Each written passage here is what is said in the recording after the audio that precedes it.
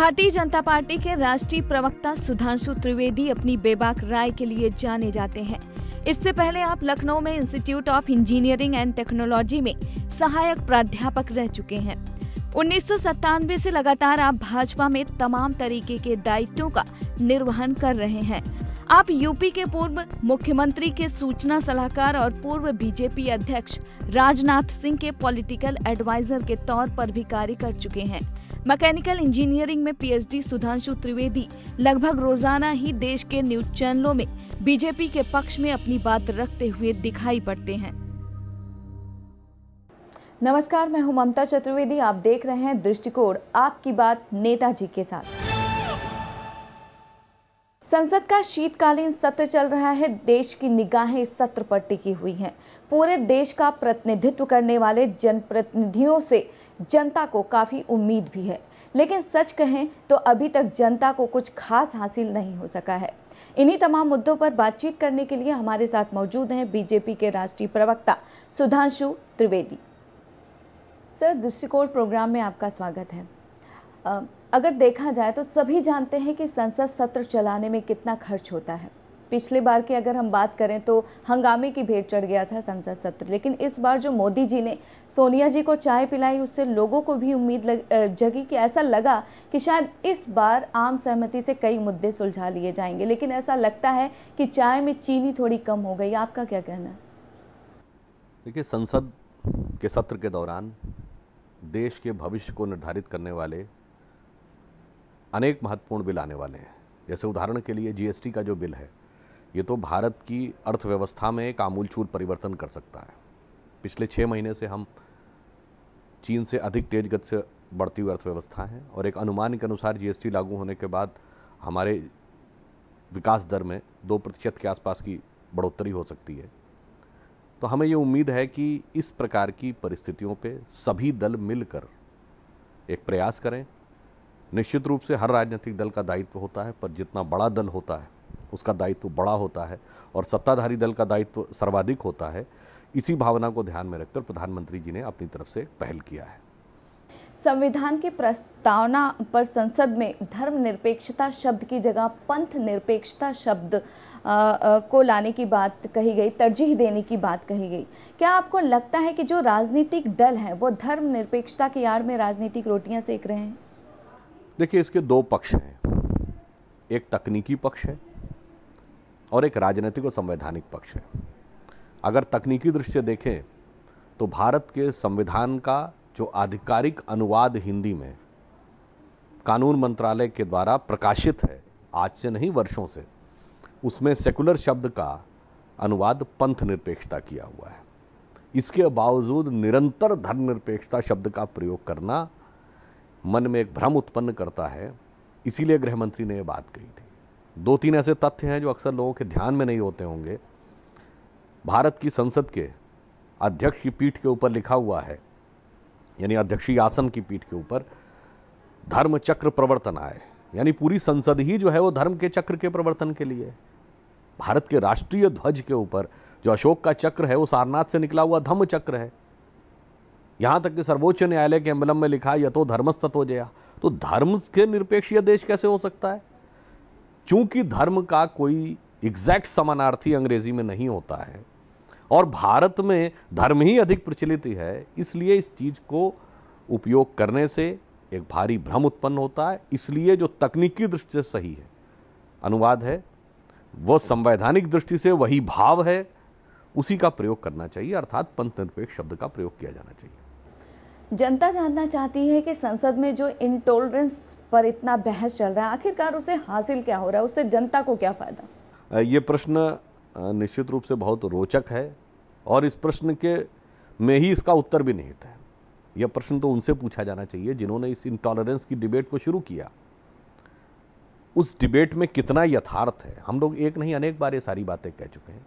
यदि आज एक घटना शुरू हुई थी, ये सारी इंटॉलरेंस की डिबेट दादरी की एक घटना शुरू हुई जिसमें कि एक व्यक्ति अखलाक की दुखद मृत्यु हुई, उस विषय में हमारी सरकार ने पूरी सक्रियता और संवेदनशीलता का परिचय दिया। तत्काल होम मिनिस्ट्री ने एडवाइजरी जारी की, रिपोर्ट मांगी और उस रिपोर्ट में उल्लेखनीय बात यह है कि उत्तर प्रदेश सरकार ने न कहीं सांप्रदायिकता का जिक्र किया है, ना उन्होंने कहीं यह जिक्र किया है कि वह गौमांस था।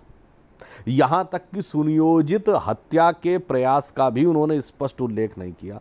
और उसके बाद भी इस विषय पे इतना बड़ा विषय बनाना, कि आप समझिए कि उत्तर प्रदेश सरकार की रिपोर्ट तो ये कह रही है, और उत्तर प्रदेश सरकार केंद्र को भेजने को तैयार नहीं सीबीआई को, मगर यूपी सरकार के एक सीनियर मोस्ट मिनिस्टर संयुक्त राष्ट्र संघ में ले जाने की बात कर रहे हैं। तो ये दर्शाता है, ये पूरा का पूरा जो एक प्रयास है, ये एक छद्म रूप से राजनीतिक लड़ाई लड़ने का कुछ बुद्धिजीवियों का यह प्रयास था। हाल ही में जो चुनाव परिणाम कुछ जगहों पर आए हैं, अगर नॉर्थ ईस्ट की बात करें तो वहां पर ऐसा देखा जा रहा है कि बीजेपी अपनी पकड़ मजबूत कर रही है, केरल में भी उपस्थिति दर्ज कर रही है। लेकिन ऐसा भी कहा जा रहा है कि बीजेपी का जो गढ़ माना जाता था, उन जगहों पर बीजेपी की जो पकड़ है वो कुछ कमजोर हो रही है। इस पर आपकी क्या राय है? नहीं, जहां तक भारतीय जनता पार्टी का प्रश्न है, यह सत्य है कि हमने इधर तमाम उन क्षेत्रों में सफलता हासिल की है जहां बीजेपी के बारे में पहले कभी सोचा नहीं जा सकता था। उदाहरण के लिए हमने मिजोरम में सीटें जीती हैं, लद्दाख की हमने म्युनिसिपल कॉरपोरेशन जीता है, और केरल में पहली बार हम नगर निकाय चुनावों में इतनी अच्छी सफलता प्राप्त करने में सफल हुए हैं। जहां तक कुछ ऐसे राज्य हैं जहां पर हमारा प्रदर्शन आशा के अनुरूप नहीं रहा, तो हमारी पार्टी उसके ऊपर पूरा विचार कर रही है, और उसमें किस प्रकार से हम अपनी स्थिति को और सुदृढ़ कर सकते हैं, उसके लिए सभी प्रयास करेंगे। बिहार चुनाव से जीत से उत्साहित कांग्रेस यूपी में भी क्षेत्रीय दलों से गठबंधन करने के बारे में सोच रही है। क्या बीजेपी इस बारे में, बीजेपी की कोई राय है या इस तरीके का कोई कदम उठाने के बारे में सोच रही है? देखिए, बिहार के चुनाव के परिणाम हमारी आशाओं के अनुरूप नहीं रहे, और यद्यपि उसमें हमें भारी पराजय मिली, परंतु उन चुनावों ने एक संकेत बहुत स्पष्ट और विशिष्ट रूप से दे दिया है। वो ये है कि अब भारत की राजनीति के केंद्र में भारतीय जनता पार्टी स्थापित हो गई है। हम पक्ष में हो या प्रतिपक्ष में, सारी राजनीति भाजपा बनाम शेष के आधार पर चलती है। जैसे एक दौर में कांग्रेस वर्सेस रेस्ट की राजनीति होती थी, कांग्रेस बनाम शेष, आज स्थिति ये हो गई है कि भाजपा बनाम शेष की राजनीति है। याद करिए, यही बिहार था आपातकाल के समय में, यही श्री लालू प्रसाद यादव और श्री नीतीश कुमार जी अपनी युवावस्था में ये गाते हुए कि जाग उठी तरुणाई है, जेपी ने अलग जगाई है, कांग्रेस के खिलाफ लड़ रहे थे। और आज वो कांग्रेस एक सेकेंड फिडल रोल प्ले करते हुए, यानी एक दोयम दर्जे का रोल प्ले करते हुए उनके पीछे खड़े होने को मजबूर है। सब मिलकर भाजपा को रोकने के प्रयास में है। तो यह स्पष्ट दर्शा रहा है कि 20वीं सदी भारत की राजनीति में जैसे कांग्रेस की थी, अब 21वीं सदी भारत की राजनीति में भारतीय जनता पार्टी की हो गई है। हम चुनाव हारें या जीतें। वक्त हुआ है एक छोटे से ब्रेक का। ब्रेक के बाद भी जारी रहेगा बातचीत का सिलसिला। भ्रष्टाचार ऊपर से शुरू होकर नीचे तक जाता है, तो अगर ऊपर से भ्रष्टाचार रुका है तो कुछ समय के बाद वह क्रमशः उत्तरोत्तर घटता हुआ नीचे तक पहुंचेगा।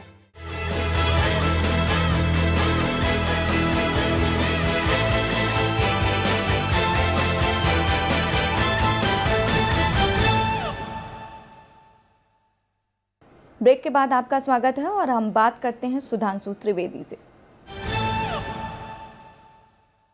उत्तर प्रदेश में जिस तरीके से गुंडा राज कायम है, बीजेपी उन मुद्दों को जनता के सामने में उतनी कामयाब नहीं हो पाई, ऐसा क्यों? इस विचार से हम सहमत नहीं हैं। उत्तर प्रदेश में जहां तक गुंडे राज का प्रश्न है, जब जब समाजवादी पार्टी की सरकार आती है तो नैसर्गिक रूप से बाहुबलियों और दबंगों का आतंक बहुत अधिक बढ़ जाता है। भारतीय जनता पार्टी ने एक नहीं अनेक अवसरों पर इस विषय को पूरी मुखरता के साथ उठाया है, पूरी तत्परता के साथ उठाया है, और अनेक जगह पर भारतीय जनता पार्टी के कार्यकर्ताओं के ऊपर पुलिस ने लाठीचार्ज और अन्य प्रकार की राजनीतिक प्रताड़नाएं भी सही हैं। परंतु प्रदेश की जनता के हित को ध्यान में रख के निरंतर हम संघर्ष कर रहे हैं, और हमें उम्मीद है कि 1-1.25 साल के बाद जब उत्तर प्रदेश का चुनाव होगा तो उत्तर प्रदेश की जनता इसका माकूल जवाब देगी। बिहार चुनाव प्रचार के दौरान केंद्र के जो मंत्रियों ने जो वायदे किए बिहार की जनता के साथ, जो पैकेज देने की बात कही गई, क्या वो पूरे होंगे? इस विषय में हमारी केंद्र सरकार का मत बिल्कुल स्पष्ट है। हम बिहार के विकास के लिए प्रतिबद्ध हैं, और जो भी पैकेज अनाउंस किया गया था वह यथावत रहेगा। अभी देखिए श्री नितिन गडकरी जी ने वहाँ पे शिलान्यास किया है और अरुण जेटली जी ने भी वहाँ पर वो जो पैकेज रिलीज करके कार्य किया है। तो दोनों मंत्रालयों से बिल्कुल स्पष्ट है, चुनावी हार जीत से हम बिहार के विकास को प्रभावित नहीं होने देंगे। पूरे देश का ये मानना है कि बीजेपी जो केंद्र में आई है, केंद्र की सरकार में ऊपरी स्तर पर भ्रष्टाचार तो कम हुआ है लेकिन निचले स्तर पर आज भी कायम है। देखिए, भ्रष्टाचार एक बहुत ही गंभीर और बड़ी जटिल समस्या हो गई है। मैं कहता हूं कि यदि यह धारणा भी जनता में बनी है कि सरकार में ऊपर के स्तर पर भ्रष्टाचार नहीं है, तो मैं इसे एक संतुष्टि का विषय मानता हूं। परंतु भ्रष्टाचार ऊपर से शुरू होकर नीचे तक जाता है, तो अगर ऊपर से भ्रष्टाचार रुका है तो कुछ समय के बाद वह क्रमशः उत्तरोत्तर घटता हुआ नीचे तक पहुंचेगा और पूरी व्यवस्था को सुधारने में हम सफल होंगे, ऐसा हमारा विश्वास है। मोदी जी के समर्थक माने जाने वाले योग गुरु बाबा रामदेव ने कुछ दिन पहले एक बयान दिया जिसमें उन्होंने कहा कि काला धन वापस तो नहीं आया है लेकिन मोदी जी के राज में काला धन की बढ़ोतरी जरूर हुई है। नहीं, इस प्रकार के बयान की हमें जानकारी नहीं है। जहाँ तक काले धन का विषय है, ये हमारे लिए कमिटमेंट और प्रतिबद्धता का विषय है और उसका प्रमाण यही है कि हमारी सरकार बनने के बाद जो पहली कैबिनेट बैठक हुई उसमें जो पहला निर्णय हुआ था वो काले धन पर एसआईटी गठित करने का था। फिर 2014 में अक्टूबर के महीने में हम लोगों ने स्विट्ज़रलैंड से बातचीत करके कुछ मामलों में कंसेशन यानी कुछ जानकारियां प्राप्त करने में सफलता हासिल की। याद करिए, गत वर्ष दिसंबर के महीने में ऑस्ट्रेलिया के G20 के सम्मेलन में प्रधानमंत्री श्री नरेंद्र मोदी जी के ही प्रयासों से यह काले धन का विषय G20 के प्रस्ताव में सर्वसम्मत हिस्से का अंग बना, सर्वसम्मति से उसका अंग बना। तो इस प्रकार से अंतर्राष्ट्रीय स्तर पर उसके अंदर बहुत सारी कानूनी और संवैधानिक अड़चनें हैं, मगर उनको पार करके हम उस विषय में निरंतर प्रयत्नशील हैं।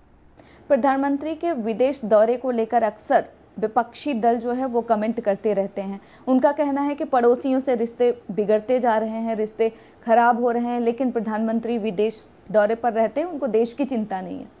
प्रधानमंत्री जी देश की पूरी चिंता करते हुए देश के स्वाभिमान को, देश की प्रतिष्ठा को निरंतर वैश्विक पटल के ऊपर उठा रहे हैं और उसका हमें निरंतर लाभ मिल रहा है। मैंने अभी उदाहरण दिया कि ऑस्ट्रेलिया में G20 समिट में जिस प्रकार से काले धन का विषय अगर दुनिया के 20 सबसे प्रमुख और शक्तिशाली देशों ने स्वीकार किया तो क्या ये हमारी आंतरिक चीज़ों के लिए मददगार नहीं होगा।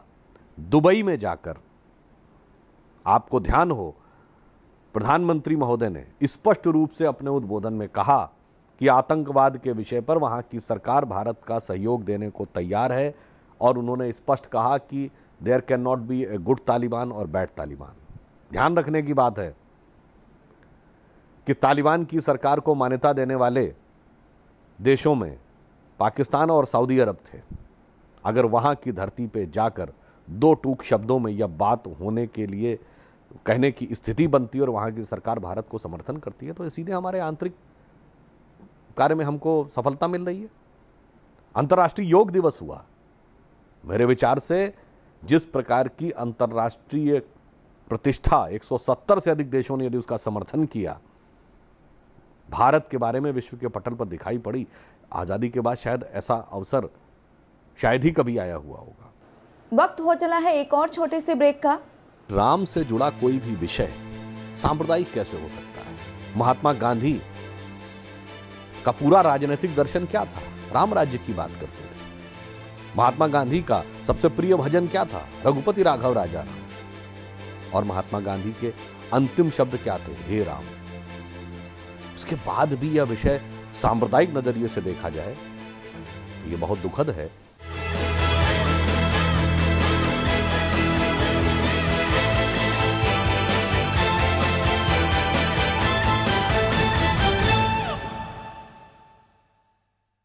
ब्रेक के बाद एक बार फिर आपका स्वागत है और हम बातचीत कर रहे हैं बीजेपी के राष्ट्रीय प्रवक्ता सुधांशु त्रिवेदी से। अगर अभी तक के केंद्र सरकार की उपलब्धियों की बात करें तो आप क्या बताना चाहेंगे जनता को? अगर अभी तक केंद्र सरकार की उपलब्धियों की बात कहें तो मैंने जैसे आपसे बताया कि किसी भी प्रयास का प्रभाव क्या होगा ये उसके पहले कदम में दिखता है। हमारा पहला कदम क्या था? काले धन पर एसआईटी की गठित करना। आज जनता ये मानती है कि भ्रष्टाचार में नियंत्रण आया है। आज हम अपनी बात नहीं कह रहे हैं, पिछले 2 तिमाहियों से भारत दुनिया में सबसे तेजी से विकसित होती अर्थव्यवस्था है। अमेरिकी अखबार फाइनेंशियल एक्सप्रेस के मुताबिक भारत दुनिया में प्रत्यक्ष विदेशी निवेश, फॉरेन डायरेक्ट इन्वेस्टमेंट का सबसे आकर्षक केंद्र बन के उभर रहा है। कुछ एक खाद्य वस्तुओं में ईमानदारी से, जैसे दाल इत्यादि को छोड़ दिया जाए, तो बाकी चीजों में हम काफी हद तक मूल्यों को नियंत्रण करने में भी सफल हुए हैं। इसके अतिरिक्त अंतर्राष्ट्रीय स्तर पर जो भारत का प्रभाव रहा है, आर्थिक हम विषय में जितना आगे बढ़े हैं, आंतरिक सुरक्षा के विषय पे देखिए, महत्वपूर्ण बात आप ये देखिए, प्रधानमंत्री का कार्यक्रम दंतेवाड़ा में होता है जो कि नक्सलियों का गढ़ है, और गृह मंत्री छत्तीसगढ़ में चिंता गुफा तक जाते हैं जो नक्सलियों की राजधानी मानी जाती है। यदि हमारी सरकार ने आंतरिक सुरक्षा के विषय पर कुछ प्रभावी कदम नहीं उठाए हैं तो यह संभव था क्या कि गृह मंत्री चिंता गुफा तक जा सकें और प्रधानमंत्री दंतेवाड़ा में कार्यक्रम कर सकें? और इसके अतिरिक्त हमारी सरकार ने कुछ एक ऐसे इनिशिएटिव, यानी कुछ एक ऐसे प्रयास किए हैं पहली बार जो सामाजिक सरोकार से जुड़े हैं, जैसे स्वच्छ भारत अभियान। ये एक प्रकार का आह्वान है लोगों को अपने साथ जोड़ने का। दूसरा, जैसे बेटी बचाओ बेटी पढ़ाओ। इसके अतिरिक्त आज से पहले सरकारें इस बात को लेकर गर्व करती थी कि हमने क्या दिया। ये पहली बार ऐसा है कि हमारी सरकार लोगों से कह रही कि आप छोड़ दीजिए गैस सिलेंडर के ऊपर जो सब्सिडी मिलती है। प्रधानमंत्री ने आह्वान किया कि जो सक्षम लोग हैं वो उसको छोड़ें ताकि गरीब लोगों को मिल सके, और अब तक 20 लाख लोग वो गैस सब्सिडी छोड़ चुके हैं। तो अगर आप पूरी परिस्थिति को देखें तो एक भारी अंतर, एक भारी परिवर्तन भारत की आंतरिक व्यवस्था से लेके और वैश्विक पटल पर उभरती छवि में दिखाई पड़ रहा है। संघ प्रमुख मोहन भागवत जी का एक बयान आया है जिसमें उन्होंने कहा कि स्वर्गीय अशोक सिंघल जी को सच्ची श्रद्धांजलि देना राम मंदिर का निर्माण होगा। अगर विपक्षियों की बात करें तो उनका यह कहना है कि क्योंकि उत्तर प्रदेश में चुनाव अब धीरे धीरे नजदीक आ रहा है तो फिर अब बीजेपी को राम मंदिर और राम याद आने लगे हैं। जहां तक राम मंदिर का प्रश्न है, भारतीय जनता पार्टी के अनेक प्रमुख नेता अनेक अवसरों पर यह स्पष्ट कर चुके हैं कि भव्य राम मंदिर वहां बने, ऐसा उनकी इच्छा है। आज जो वस्तुस्थिति है वहां, जो लोग भी इस विषय पर किसी भी प्रकार की टीका टिप्पणी करना चाहें, 30 सितंबर 2010 को इलाहाबाद हाई कोर्ट की लखनऊ बेंच के द्वारा दिए गए निर्णय के बाद वहां स्थिति क्या है, संवैधानिक और कानूनी दृष्टि से वहां राम मंदिर है कि नहीं। इवन कोर्ट ने भी यह माना है कि वह स्थान जिसे गर्भगृह कहा जाता था वही राम जन्मभूमि है। और जो लोग इस पूरे विषय को राजनीतिक नजरिए से देखना चाहते हैं उनसे मैं कहना चाहूंगा कि कानूनी दृष्टि क्या है। कानूनी दृष्टि यह है कि 23 दिसंबर 1949 को वहां पर मूर्तियां रखी गईं और भजन का कार्यक्रम शुरू हुआ कोर्ट के निर्णय से। और 30 सितंबर 2010 को जो कोर्ट का जजमेंट आया है उसने उस स्थान को राम जन्मभूमि माना है। परिसर का 1/3 हिस्सा वक्फ बोर्ड को देने की बात कही थी, जिसको विषय को लेकर वह मामला सुप्रीम कोर्ट में विचाराधीन है। तो आज तक की जो स्थिति है वह कानूनी दृष्टि से और संवैधानिक दृष्टि से वह राम जन्मभूमि ही है और विषय सुप्रीम कोर्ट में विचाराधीन है। हमें उसकी प्रतीक्षा करनी चाहिए। राम मंदिर के संदर्भ में एक बात और कहना चाहूंगा कि राम से जुड़ा कोई भी विषय सांप्रदायिक कैसे हो सकता है। यह तो एक विडंबना है कि राजनीतिक कारणों से इस विषय को एक सांप्रदायिक नजरिया दिया जा रहा है। अन्यथा यदि आप देखें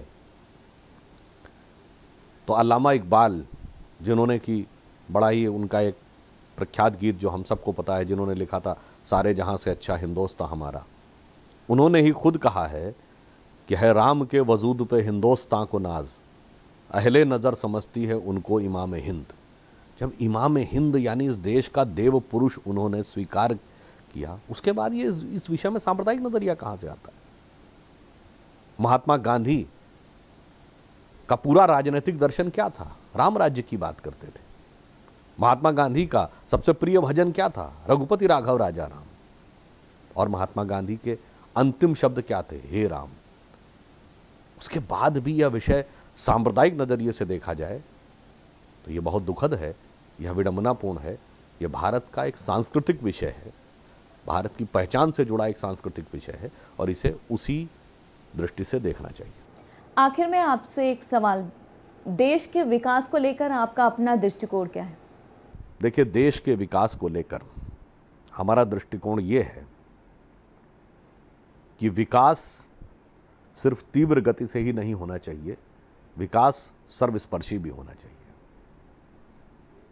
उस उगते हुए सूर्य का तभी महत्व है जबकि उसका उजाला हर घर में और करोड़ों घरों तक पहुंचे। उसके साथ साथ राष्ट्रीय स्वाभिमान, राष्ट्रीय पहचान, भ्रष्टाचार पर नियंत्रण और नैतिक मूल्यों की समाज में स्थापना, यह मिलकर ही एक संपूर्ण, विकसित, प्रभावशाली समाज का निर्माण हो सकता है। क्योंकि भारत सिर्फ एक ऐसा देश नहीं है कि दुनिया का एक बड़ा देश है और हमें सिर्फ अपना विकास करना है, वो तो करना ही है।